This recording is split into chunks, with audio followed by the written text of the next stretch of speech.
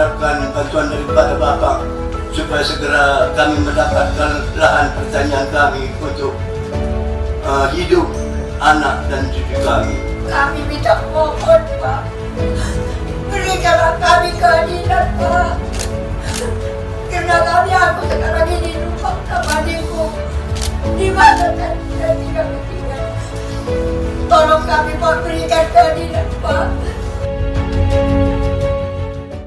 Dari peninggalan perkebunan. Jadi mulai tahun 1950 disitulah dikelola orang tua saya tanah yang peninggalan kolonial Belanda, perkebunan Belanda dulu. Gigi. Tapi sampai sekarang Pak, sampai sekarang saya sudah habis gigi ini Pak, ini sudah habis. Disitulah saya bermukim di Cimelingkar itu.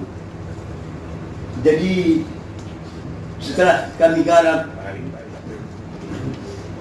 tanah yang digarap orang itu sejak tahun 1950 itu, pihak perkebunan mengambil tanah kami itu Pak, sehingga tanah yang mau kami ladangi pun tidak ada lagi. Itu pula yang lebih parahnya, di mana pengambilan tanah kami itu secara paksa. Maka saya bilang secara paksa, kalau tidak kami kasih, dipenjarakan orang tua kami Pak, dipenjarakan betul-betul. Itu kalau ku ingat-ingat masalah itu, ini cukup sakit dalam hati saya Pak. Lagi-lagi ini anak saya nomor 2 pun ditangkap dengan tidak ada bukti Pak. Ini tak tahu lagi mengadu kemana saya ini Pak. Ini minta tolong kepada Bapak ini supaya ada keadilan sama kami orang kecil ini. Jadi seterusnya Pak, kami harapkan bantuan daripada Bapak supaya segera kami mendapatkan lahan pertanian kami untuk hidup anak dan cucu kami. Terima kasih. Baik. Rasanya miris sekali Pak. Kami seperti teman-teman bilang nggak tahu lagi mau ngelapor kemana. Tidak ada keadilan sama sekali di tempat kami. Kami dari Sementiri, tanah kami ada sertifikatnya. Ada 55 sertifikat dari itu sebagian kami bawa saat ini. Coba Pak Madi tolong tunjukkan. Dan Bapak Pemrat. Itu ada gambar Garuda di dalamnya Pak. Dari sebagian ada gambar Garuda, Pancasila. Digusur secara paksa. Rumah hancur. Kami numpang-numpang saat ini ada di sana. Numpang sama keluarga, sama tetangga. Ada komplek perumahan yang gak dipakai, kami numpang di sana Pak. Dulu memang tahun 61 diberikan hampir separuh, tapi bukan separuh dari yang diberikan. Maka kami menuntut kekurangannya Pak. Kami bukan merampas. Kami bukan merampas tanah PTP, tidak. Kami menuntut kekurangan berdasarkan Excellencer Form tahun 1964. Situ saya sudah masuk kelas 1. Di situ datanglah penggusuran. Karena padi orang tua saya sudah mulai menguning dan cabai sudah mulai berbuah. Situ habis semua di traktor sama PTP 9. Baru dipindahkanlah orang tua saya pada tahun 64 itu ke sebelahnya. Katanya ada dibikinnya surat itu di atas kertas putih tulisan tangan. Katanya sebelum Bapak ada pemindahan tidak boleh meninggalkan tempat ini katanya. Tapi saya tidak tahu siapa yang ngasih surat itu. Tapi itulah diberikan pegangan orang tua saya. Kemudian tahun 68 digusur kembali lagi situ, ditebang semua pokok-pokok durian, pokok kelapa, pokok rambutan, ditebanglah semua. Kemudian bapakku berontaklah, Tapi katanya kalau Bapak berontak, Bapak kami kira Bapak PKI katanya. Kemudian kalau gitu ada surat pegangan tuh dibilang orang tua saya. Mana surat pegangan Bapak? Maka Bapak bertahan di sini katanya. Dinampakkan Bapak lah surat pegangannya itu, kemudian dibaca oleh polisi itu, kemudian dilipat kembali dikantongkan. Ayo di Hutan Baru kita selesaikan nanti katanya. Kemudian dibawanya lah orang tua saya ke Hutan Baru. Di situ ditahannya lah 3 malam. Udah 2 malam bapak saya di penjara. Kemudian datang lagi kembali polisi itu. Kami masih di rumah, tinggal kami 5 orang, ibu saya dan kakak saya 1, saya 1, anak kakak saya 1, adik saya 1, tinggal 5 orang kami, perempuan 5-nya. Kemudian turun ibu dari rumah katanya.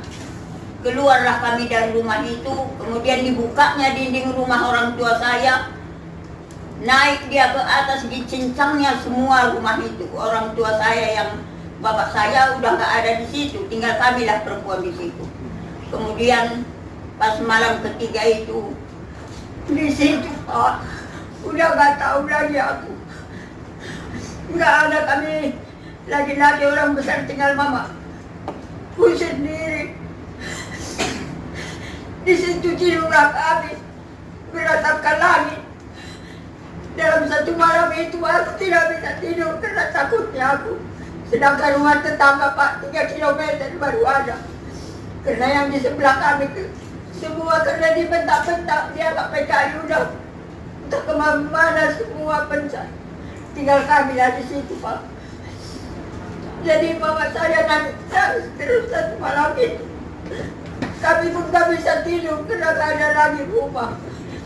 Barang-barang tanpa lagi peduli orang PTPN sekitar itu. Kemudian besok harinya dipulangkan bapakku dari ada amanah orang tua saya. Kalau belum ada tempat pilihan, kalau kalian perjuangkan nanti bersatulah kalian semua dimenjimkan. Maka ini kami perjuangkan lagi pada tahun 1912 kembali kami tanam lagi ubi, jagung semua.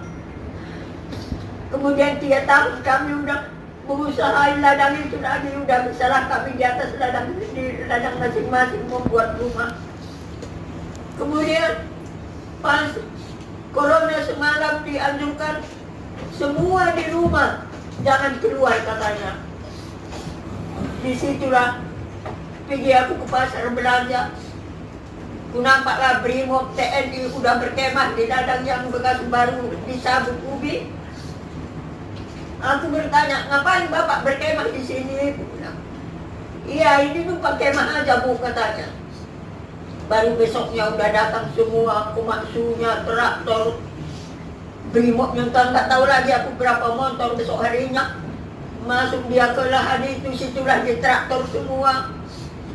Kami udah nggak bisa lagi menghadangnya. Maka ini kami sama si kelompok tadi si Malingkar, rupanya kejadian itu pun ternyatanya ada juga, begitu juga di sana. Kami udah sepakat untuk jalan kaki ke Jakarta, biar berapa bulan pun nanti kami tetap berusaha supaya sampai di kantor Bapak Presiden, supaya dia memberikan keadilan. Ini kawan-kawan kami masih tinggal di Pekanbaru, tapi makanya kami minta mohon Pak, berikanlah kami keadilan Pak. Karena kami aku sekarang ini numpang sama adikku. Di mana tadi kami tinggal? Kalau aku sama orang tua saya sudah cukup menghadapi, supaya anak cucuku nanti dalam kami nanti jangan lagi sempat mengalami ini Pak. Tolong kami Pak, berikan keadilan Pak. Aku memang di sini. Bapak kami semua mengasih makan kami, tapi kawan-kawan kami yang tinggal di Pekanbaru, tapi mana keadaannya sekarang Pak. Berikanlah kami keadilan, Pak. Terima kasih. Baik. Yang pertama tentu mari kita panjatkan puji syukur kepada Allah Subhanahu wa taala. Alhamdulillah Bapak Ibu sekalian, kita semua bisa silaturahim pada siang hari ini untuk menyampaikan persoalan-persoalan yang insyaallah Simalingkar ini. Yang terakhir kemarin kita ajak setengah memaksa sebenarnya, karena waktu itu Wamen katanya mau rapat, saya hanya minta waktu sejam saja untuk bisa menemui kawan-kawan Simalingkar, dan alhamdulillah pada waktu itu sampean gitu ya, kita semua bisa menyampaikan langsung persoalannya ke Wakil Menteri ATR BPN. Di situ ada Bang Nasim yang mewakili Komisi 6 dan Mbak Lulu Nur Hamidah yang mewakili Komisi 4. Nah, kita sepakat di ujung pertemuan di Zoom itu bahwa Petani, PKB dan Kementerian ATR BPN akan mencari solusi terbaik dan paling cepat atas persoalan ini. Terbaik itu artinya baik buat petani, baik juga buat negara. Karena di antara petani dan negara tidak boleh ada yang dikorbankan. Negara harus tetap kita dorong untuk melakukan kerja-kerja yang bermanfaat untuk masyarakat, dan sebaliknya rakyat dalam hal ini. Hanya yang selama ini kita mencoba untuk diperjuangkan, baik itu di Kementerian ATR BPN yang HGU-nya sudah terbit, kemudian juga apa yang menjadi kendala banyak para petani justru yang mereka ini butuh ikut menunjang atau mendorong karena memberikan ketahanan pangan, malah lahannya mereka sudah tidak ada, dan juga logistik kesehatan hidup juga tidak ada yang terjamin di lingkungan BPN ini. Program redistribusi lahan yang dilakukan Pak Jokowi kan tidak banyak mereka yang diharapkan tidak seperti para kapital besar. Mereka ini kan hanya bisa hidup, bisa bercocok tanam, bisa juga mereka berkontribusi untuk bangsa dan negara.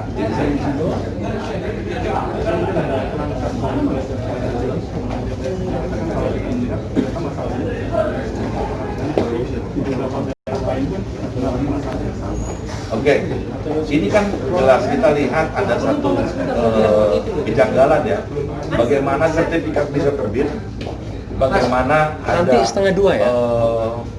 perjanjian yang sudah dikeluarkan oleh oleh PTPN sendiri, tapi malah itu dilanggar, atau malah sertifikat yang tadi dikatakan ada lambang Garuda juga ini tidak berlaku. Nah, ini tugas kami. Kenapa penataan administrasi negara semacam ini kok masih terjadi di beberapa daerah? Ini kan tidak boleh, maka jangan sampai konflik-konflik lahan ini yang akan menjadi korban kan rakyat kecil.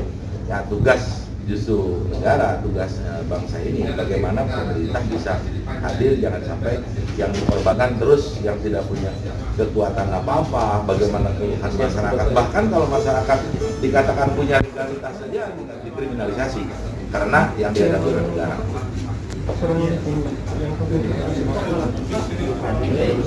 Oke.